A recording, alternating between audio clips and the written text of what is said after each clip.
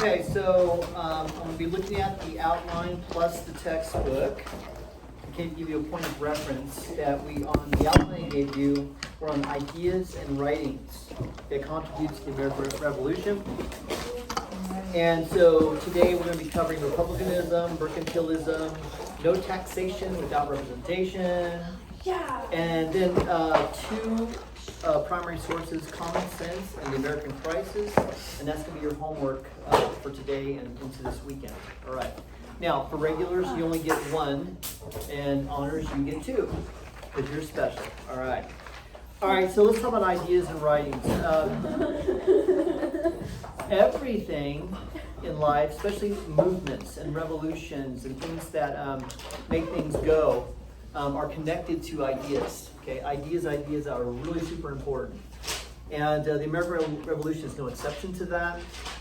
That a lot of times when people think of the American Revolution, they just think of battles. They think of George Washington, maybe the Declaration of Independence a little bit, but they don't realize how much of when we talk about American identity. Again, what makes America exceptional? What makes it unique? It's this idea that you have this unique time period where individuals, founding fathers and others, could say, we want to create a just society. We want to create a society that, just like with the Pilgrims and the Puritans, we talked about the Puritans wanting to create the city on the hill. What in the world does it look like, and how do you accomplish that? And this is where ideas are really important. It's also kind of striking because, like today, I'm going to begin Veterans Day. I'm going to be speaking on Veterans Day. And I'm going to be addressing this whole thing about an identity crisis, that we live in a country in a time where we don't know, we've ignored these ideas. We've ignored these ideals. And we've kind of with this vacuum that's being filled with lots of things that are actually contradictory to our founding and harmful to our country. All right. So let's talk about, the first one on page 117. It's on the right-hand side, bold type. Republicanism. Okay. So anytime you hear the word, or hear an ism, okay, that is going to tell you right now it's going to be a what? Idea. What's that? The act of? Well, idea, philosophy, ideology, okay, like communism, isms, okay, isms, yeah. The way of life. Yeah. And republicanism goes way back because you hear the word republic. And so this is one reason why you study world history, because this is going back to the Greeks and the Romans, that the founding fathers and others, writers, they've gone through the Renaissance, they've gone through the Enlightenment, they look at world history, and this is, they're starting to again think outside the box. Because the box, so to speak, is that for Europe and has been, when you think about government, is that it's pretty much monarchies, right? We've talked about monarchies. Spain has a monarchy, France has a monarchy, England has a monarchy, and so on. So the power structure is typically, again, where all the power is consolidated within a king. Maybe there's a parliament like with England. But for the most part, it's pretty simple, is that the king's on top, everybody else is underneath him, and whatever rights, whatever political processes are there, sometimes it's very minimal, where it's almost like a dictatorship, and sometimes it's more liberal in the sense with England and the Magna Carta, which probably you guys aren't familiar with. Magna Carta. Did we talk about Magna Carta last year? Nope. No. Okay. Great Charter. Okay. All right. Anyway, so what does the heck does this have to do with republicanism? Okay. So take a look at the book here. So we're going to read it and we're going to take it apart. It says here, looking to the models of the ancient Greek and Roman republics, exponents of republicanism defined a just society as one in which all citizens willingly subordinate their private selfish interests to the common good. Stop. Okay. Now the very first line there is just society. Okay. Is that you don't, again, if you have like the Pilgrims or the Puritans or others, and you have the opportunity to create a society, just like we heard in the chapel yesterday about bad and good, all right, is that especially from a Christian perspective, a biblical perspective, you want a good society. You want a just society. You want a society that promotes human flourishing, right? Now in human history, though, there have been those who have had an unjust society, you think communism in particular, where those types of governments have actually destroyed human property and life and dignity and so on, okay? So in this case here, this is the positive. You want a just society. Well, the question is, well, how do you accomplish that? The first one is that in one in which all citizens willingly subordinate their private, selfish interests to the common good. Now, the closest we get to this is the Mayflower Compact. If you remember, the Mayflower Compact is that they had come over to the New World, to Plymouth, and that they remembered Jamestown. Remember, Jamestown was anarchy. Everybody was being selfish, pursuing their own goals and so on. And Jamestown was a huge mess, right? And so you have this very simple compact or agreement where everybody will subordinate themselves. They'll submit to the common good, to the laws that are created as eventually the settlement grows, all right? And so this idea again is that if you want a society that will survive, and for a just society, everybody has to kind of pitch in. Everybody has to be looking out for the common good, right? Now, unlike today where we have this kind of radical individualism where everybody wants to do their own thing, this is one reason why the society is tearing itself apart, okay? Just by relevancy here, okay? So, and also too, this also goes back to what's called the social contract theory. The social contract theory. This goes back to the French philosophers, which I won't say their names because right now, but if you get when you get into college and you study philosophy and political science and so on and so forth, this will come up, okay? The social contract theory. And this is ideas that, again, society or people will create a contract, okay, to promote the general good. And what they'll do, and to do that, they have to surrender certain rights and privileges and certain prerogatives that they would have if they did not do that. All right, I know I'm giving you a lot, but I told you this is going to be a bit of information. Any questions yet so far? Okay, then it goes on to say here, both the stability of the society, okay, that stability word is really important, and the authority of government thus dependent on the virtue of the citizenry, its capacity for selflessness, self-sufficiency, and courage, and especially its appetite for civic involvement. Okay, now we got to work on this here. Let's talk about power. Okay, in republicanism, typically power, not in republicanism, but apart from republicanism, is that power is from the top down, right? You have a monarchy, they rule with absolute power, they make decisions, they make laws, and so it affects everybody under them, right? So power and government is from the top down. In republicanism and democracies and so on, the power is in the people, right? Power to the people, right? And so that's really important. We'll see this in the Declaration of Independence being referenced, okay? That people create governments, people create structure, people give power to some kind of structure to individuals, right? So power is from the bottom up, not from the top down. Yes? Okay. But, the big but, okay, is that the people have to be good, okay? There's this thing called civic virtue, okay? Virtue, you should know what virtue is, okay? And so, if you look at that line back in the textbook, it talks about the virtue of the citizenry, okay? Now, virtue is important. You want to have, again, a good citizens, moral citizens that can know the difference between good and bad, right and wrong, okay? Because when they're like that and they care about that kind of stuff, then they will promote laws that are good, and they'll elect officials and leaders who are good. Yes? Okay? But on the flip side of that, if the people are bad, like today, okay, don't be surprised you get bad leaders, because the leaders are a reflection of the people. Yes? Okay. So in this time period, this is like almost like an time of innocence, where really they say, you know what, let's do this right. Okay?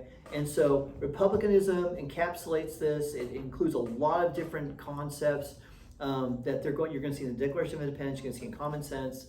It's going to be repeated a number of times. Okay? So civic virtue is really important again.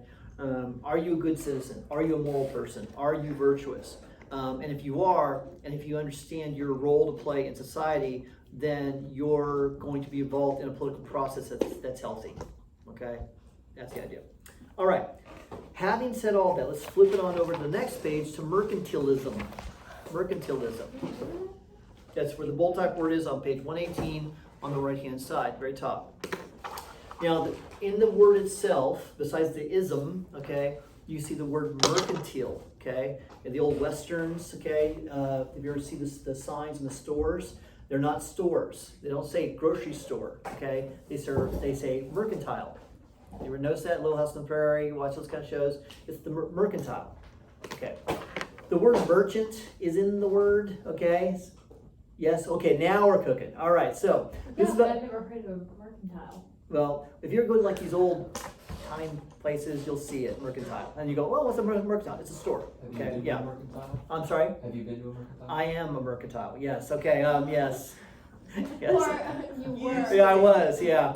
Okay, so economic theory, okay, economic ideology, okay. Now, this is again common about power, all right, is that how does a country, how does an empire prove that it's powerful, how that it's wealthy, that it's prospering, okay? And mercantilism is that description for England in particular, all right? So we'll read it, we'll walk it through. It says here, the British, this very top right-hand side, the British authorities nevertheless embraced a theory called mercantilism that justified their control over the colonies.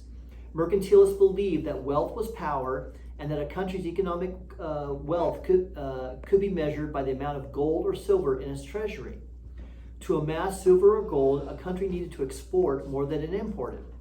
Possessing colonies thus conferred distinct advantages because the colonies could supply both raw materials to the mother country and provide a guaranteed market for exports.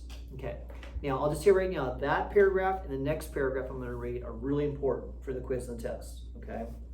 So mercantilism is big about empire. When you have empire, you need colonies, right? And the idea again is that you want to become wealthy. The mother country wants to become wealthy. You want gold and silver, all right? But you need markets to do this. And so what you do is you have these colonies, and these colonies will provide two things, like it's a reciprocal relationship. The colonies are going to provide raw resources or materials to the mother country. Okay, the mother country is the manufacturer. Okay, particularly England, they've gone through the Industrial Revolution and they're making stuff. All right, but they need the raw materials because remember, England is an island. You did not know that. Okay, so they lack raw materials. So colonies ship that out. And remember, the American colonies are not the only colonies owned by Great Britain. Okay, Great Britain's got, British Empire. So the colonies exist to send natural resources back to England. England makes stuff, right? And then what they do is they go back and they sell that stuff back to the colonies. Okay, it's an interesting deal, okay? And so, and the idea being is that when they sell that stuff back to the colonies, and the colonies' money, goes back to the mother country, right? And it's about control as well, because England will tell the American colonies, you exist for us, for our economy, for the empire, all right? So therefore, you can't trade with any other countries without our permission. And you know how the Americans are going to react to that, just like the Proclamation of 1763, right? Because the Americans feel, in order to make a profit, they should be able to go to the Dutch, they should be able to go to the Spanish, they should be able to anybody where they can make a better deal, okay? And this is one of the reasons why the Americans have become known for smuggling, okay? Because smuggling, again, that's like, if you can get away with it and make more money, then why not? And we're going to talk about navigation laws in connection with mercantilism later on, okay? If you go down the next paragraph here, the London government looked upon the American colonists more or less as tenants. Okay, interesting line there. They were expected to furnish products needed in the mother country, such as tobacco, sugar, and ship mass, to refrain from making to export certain products and so on. And what they're going to say here is that, very last line there, they were to buy manufactured goods exclusively from Britain and not to indulge in bothersome dreams of economic self-sufficiency or worse, self-government. Like I said, that paragraph is really super important, okay? So, what am I saying here to summarize it again is that the American colonies want to grow up, okay? They want to grow up, and they've been growing. We talked about salutary neglect before, right?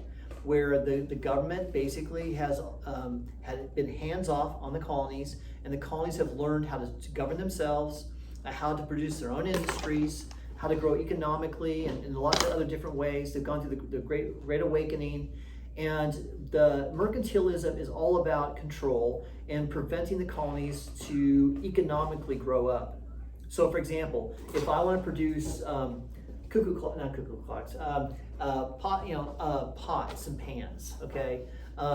I cannot build a factory to build pots and pans in Massachusetts, okay? Because England's saying, we will produce that for you, all right? So the pots and pans industry will never develop in Massachusetts because England says, no, no, no, you can't do that. So they're taking away freedom from the colonies to make their own decisions economically. Does that make sense?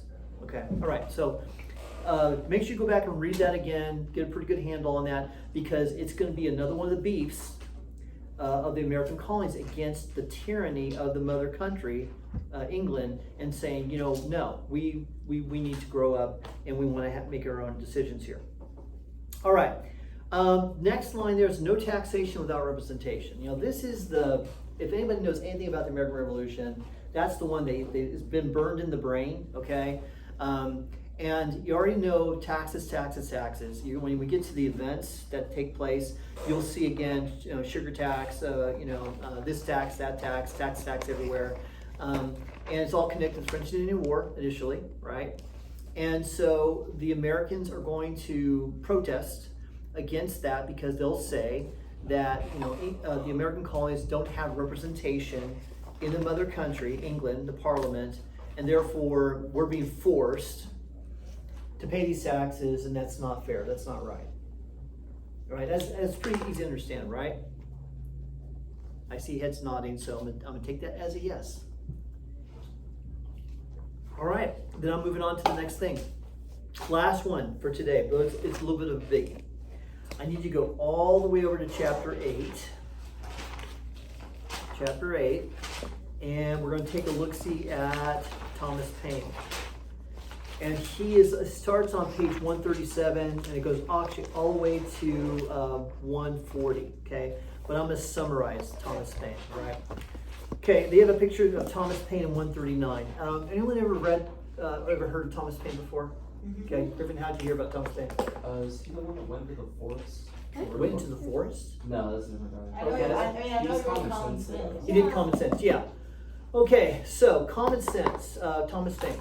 Thomas Paine is, he's from England, all right? While in England, he's basically well known as an intellectual, kind of a political activist, and there's a number of individuals like this. So as the Americans are kind of revving up towards revolution, people are thinking about that. Okay, thinking again, do the Americans have a right to revolt against the mother country? And by the way, this is a really super important question. Okay, you know, that's being debated in the colonies as well. Is, you know, when is it right, and when is God going to honor that to revolt against against authority? Okay, Romans 13 talks about this, you know, about honoring the king, obeying the king, that kind of stuff. And so you have these individuals who are Christians saying, when is it right, when is it legitimate to go into revolution? Okay, and why am I bringing this up? Because someday you may be asking the exact same question, right? For example, for a Christian, when is it right to take up arms against the authorities? Okay, that's what's going on here. And so Thomas Paine is going to throw his hat in the ring on this question, all right? Now, in 1774, he runs into Benjamin Franklin. Big surprise, everybody runs into Benjamin Franklin, right? And once you get into connection with Benjamin Franklin, you're set for life, right? Franklin sends him over to the colonies, okay, to America, and encourages him to get involved. And so what's going to happen in 1776, here's a really easy date for you, okay? Because Common Sense is published in 76, all right? Now, the Common Sense is a pamphlet. Okay, it's not a book, it's not necessarily speeches, it's a pamphlet. It's a propaganda pamphlet.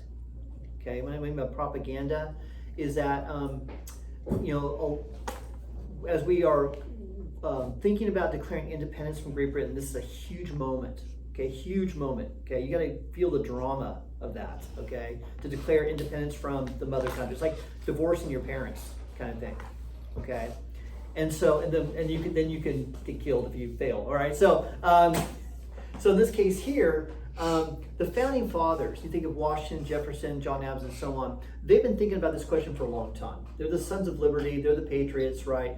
Not the football team. And they are, they philosophically, theologically, they've studied history. Their arguments are being debated on the floor of Congress. And my point here is that for the common guy, the farmer, the candlestick maker, and so on, their arguments probably, and their reasoning and their background, the founding fathers, would be a little bit difficult to follow, a little bit hard to understand. Are you following me on this? What I mean by that? So the average Joe, okay, they're the ones who are going to serve in the army. They're the ones who are in the taverns. They're the ones that are, they want to, the reasons why America should be free, to explain to them in everyday language, okay? And so here comes Thomas Paine, and he's the guy to do it. So in common sense, he'll basically say, it is common sense, it is obvious to everyone that America should be free. And let me tell you why. Okay, so he'll write this pamphlet basically attacking King George, saying basically, that monarchy is tyranny, that it should be, it's old-fashioned. In fact, he'll even go back, Thomas Paine will actually go back to the Bible and go look at the Old Testament and say, look what happened to the Old Testament kings. They're evil, they abuse power, and so on and so forth, okay? And this pamphlet, once it's published, goes like wildfire, all right? Everyone reads it. I think that in a population of 2 million people, that it sells almost 500,000 copies, and there's pirated versions of that. It is literally extremely popular with people, and it kind of basically pushes us over the line, where again, not just the leaders of the revolution, but the people of the revolution are saying, okay, we get it. Okay, we get it. Let's go. Let's do this. Okay? Now, that same year, once the war starts, Thomas Paine is going to publish a series of pamphlets called The American Crisis. Okay? And The American Crisis is a little different than Common Sense. Now, I'm handing you out excerpts from American Crisis with questions on the back, and we'll talk about that in a minute. And everybody's doing this. This one, all right? All right, so in the American Crisis, the number one, and there'll be a series of these things. I can't remember exactly how many there were in total. But the very first one, George Washington had this read to his troops, okay? And so just look at the beginning of this. The paragraph says, these are the times that try men's souls. I know the feeling. These are the times that try men's souls. All right? It says the summer soldier and the sunshine patriot will, in this crisis, American crisis, shrink from the service of their country. Okay? So the automatic question is, who's the summer soldier or the sunshine patriot? Okay? And I'm kind of rhetorically asking this question, but these are the patriots who are in it because because it's convenient, because it's easy, because the idea of summer and sunshine is just like it's easy to rebel. It's easy to say we want to separate as long as it doesn't cost you anything. There's no sacrifice, right? And what Thomas Paine is trying to prepare the American troops and the American people for is that this is going to be hard. It's going to be hard fighting against the British. And are you willing to make that sacrifice? So look at the line here. I love the way that he speaks here. He writes, but he that stands it now deserves the love and thanks of man and woman. Tyranny, like hell, is not easily conquered. I love that line. Tyranny, like hell, is not easily conquered. Yet we have this consolation with us, that the harder the conflict, the more glorious the triumph. What we attain too cheap, we esteem too lightly. And by the way, these ideas, these concepts are things that are missing today. again, that we hold freedom far too cheaply. We don't realize what it costs, okay? And that's what he's talking about here, is that, again, once you go through that sacrifice, then you understand how precious something is, a lot of times. So it goes on to say here, heaven knows how to put a proper price on its goods. And it would be strange indeed if so celestial an article as freedom should not be highly rated. And then it goes on and talks about, again, just how viable, important this is. I love that, and Thomas Paine, and this is not again, these are just excerpts from American Crisis, but there's another place where he basically says that we don't need a king, okay? Because the law is king in America, and God is our king. Okay, I mean, he blatantly just says that, we have a king, but it's God and his law, all right? And what's kind of ironic about all this is that this is kind of the high point of Paine's career, because later on what's going to happen is that after the war, he'll go off to France, and the French Revolution will be going on in 1798, okay?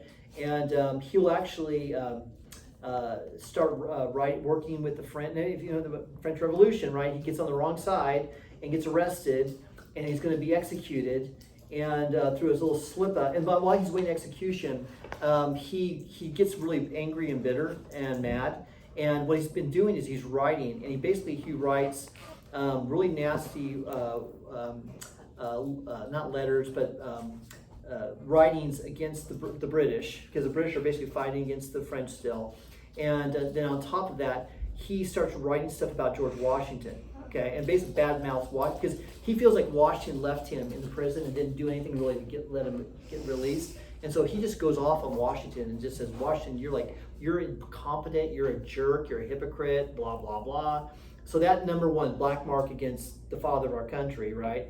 And then on top of it, he when he gets released, he writes a book called The Age of Reason, where he's a deist as far as religion goes. But what he does is he attacks Christianity, he attacks about the Trinity and so on. He just repudiates all of that. So by the time he gets back to America eventually, nobody likes him. Okay, so right here, he's super famous, everybody loves him. He's like Mr. Famous Patriot kind of thing. And when he gets back here, he's basically kind of hated by everyone. And when he dies only a couple of years later. I think 6 people show up at his funeral, like nobody cares, right? So it's kind of a sad ending to this guy. So he's pretty brilliant. All right, so what I'm doing here is I'm stopping here as far as this, just take my word for it, all right? And then for the honor kid, you've got American Common Sense as far as the homework goes. Everybody else, you're going to work on American Crisis. And then on the back of this, you've got 10 questions. I had 10 questions there, okay? And then at the very bottom there, you don't have to do that very bottom part, okay? So if you don't write something there and you come back and ask me, I will tell you, yes, you have to do the bottom then. Okay, so yeah. All right. Any other questions about the material for today? You're all good? Yep. Okay. All good. All good. Now it's not huge on this. So. That's good. Yeah. It's hot in here. But No, we have